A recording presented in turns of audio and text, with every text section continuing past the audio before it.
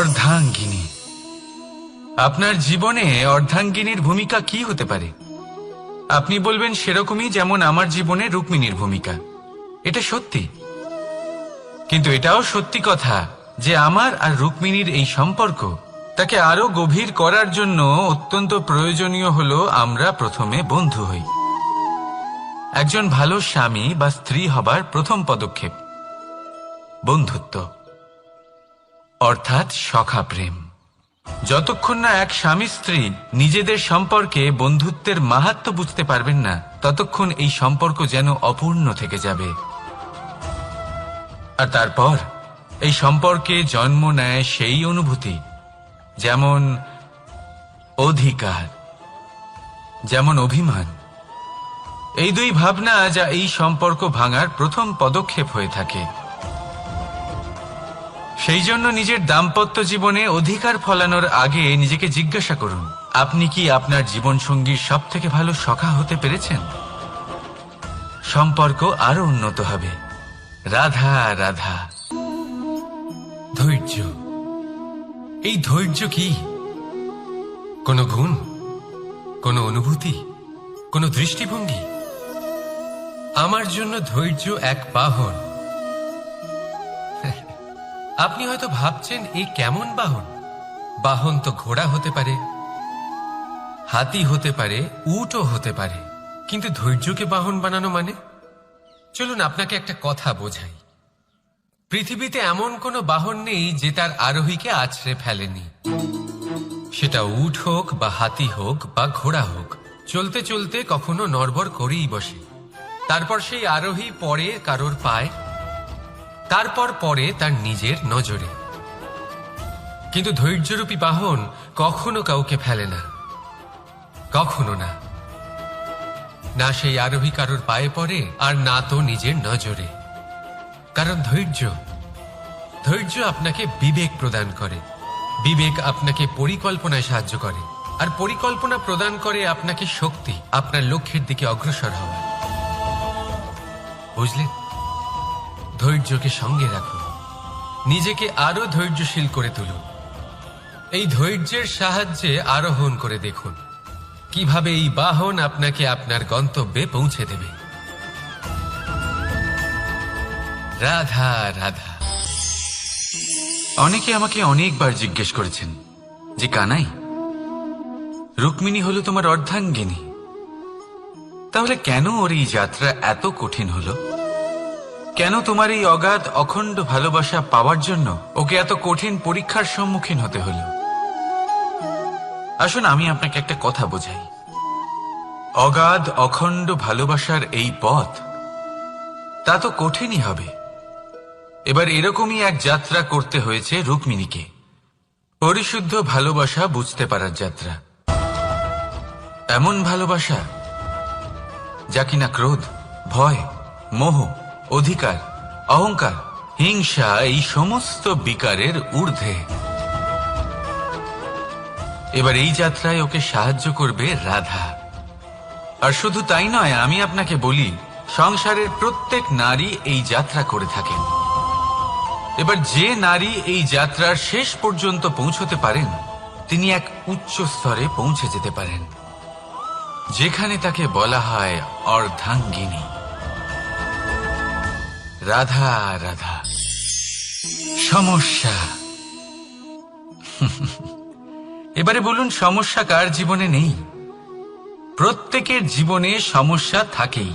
হ্যাঁ ঠিক আছে, জীবন আছে যখন, তখন সময়ের সাথে সমস্যাও আসবে। কিন্তু প্রত্যেক সমস্যাই কি সময়ই নিয়ে আসে? না, আপনি সমস্ত সমস্যার দায় সময়কে দিতে পারেন না। বেশিরভাগ সমস্যা তো এমন হয়ে থাকে যাদের আমরা নিজেরাই ডেকে আনি। হে সমস্যা, এসো, আমি তোমার জন্য অপেক্ষা করছি। কিভাবে? এবার এটা নির্ভর করছে আপনার হ্যাঁ বা না এর ওপরে।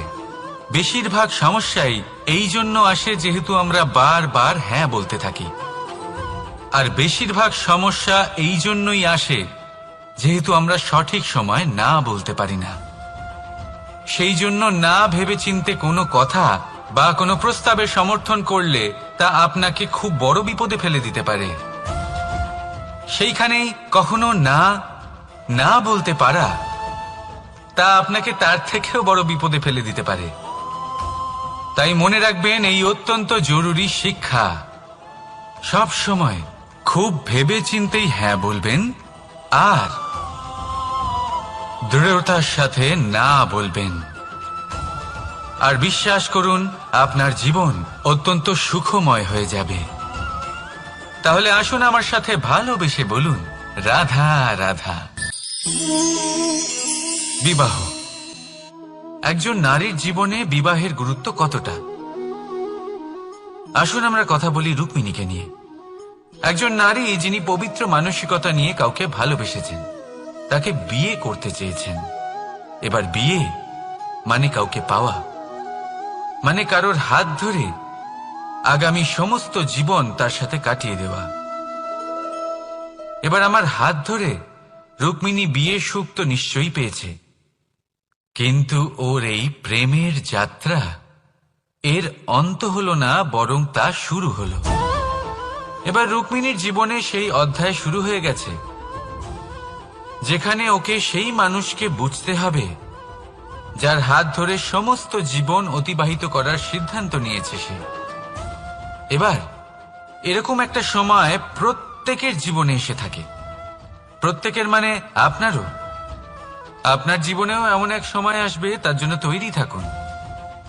নিজের মনে যা যা বিকার আছে তা কোথাও ত্যাগ করে আসুন, আর পরিশুদ্ধ ভালোবাসা দিয়ে, পবিত্র মন দিয়ে নিজের জীবন সাথীকে বোঝার চেষ্টা করুন, কোনো আশা না রেখে।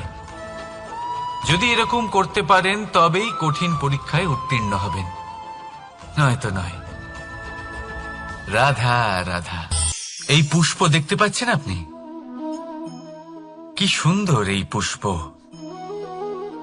সবাই চায় এরকম কোনো এক পুষ্প সে নিজের করে নেবে, নিজের কাছে রাখবে। এবার ভাবুন, এই পুষ্প যে সম্মান পায় তা কিসের জন্য পায়? শুধু কি তাকে সুন্দর দেখতে বলে? আসুন আপনাকে একটা কথা বোঝাই। এই ফুল যখন গাছে থাকে তখন এই রূপ আমাদের আকর্ষণ করে।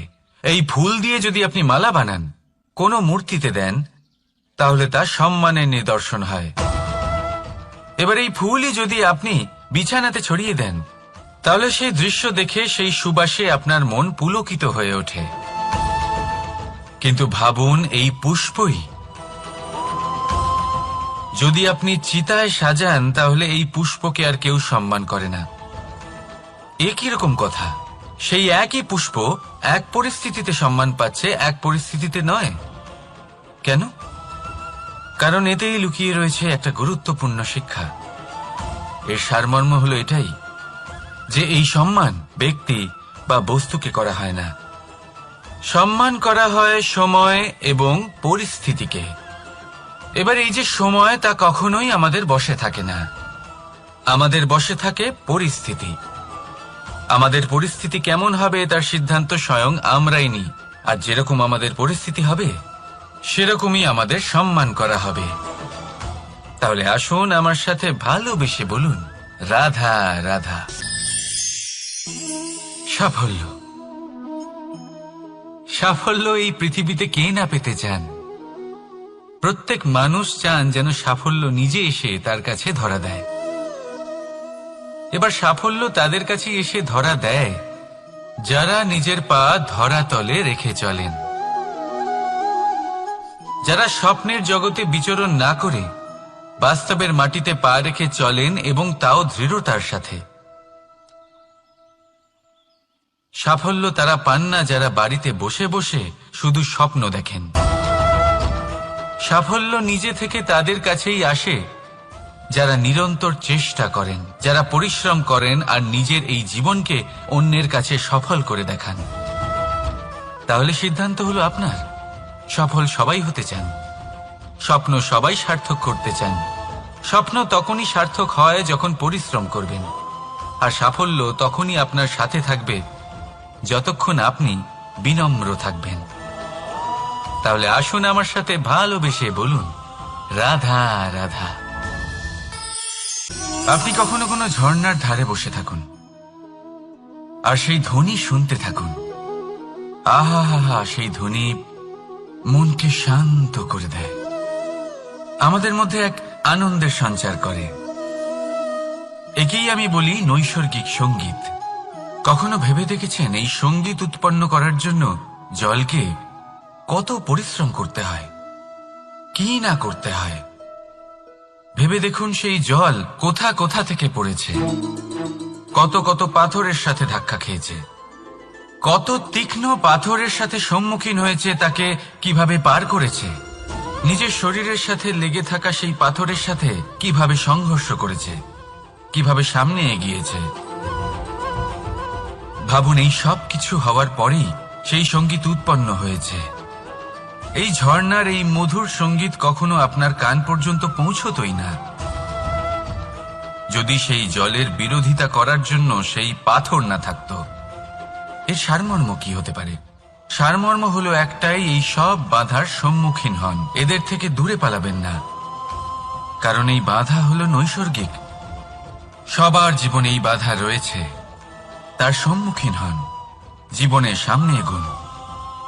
আর আপনিও নিজের ভেতর থেকে সৃষ্টি করুন এই নৈসর্গিক সঙ্গীত, আর এই সংসারে ছড়িয়ে দিন শান্তি আর প্রসন্নতা। রাধা রাধা। সংসারে নিয়তি অনেক কিছু নির্ধারণ করে, যেমন প্রত্যেকটি জিনিসের সীমারেখা।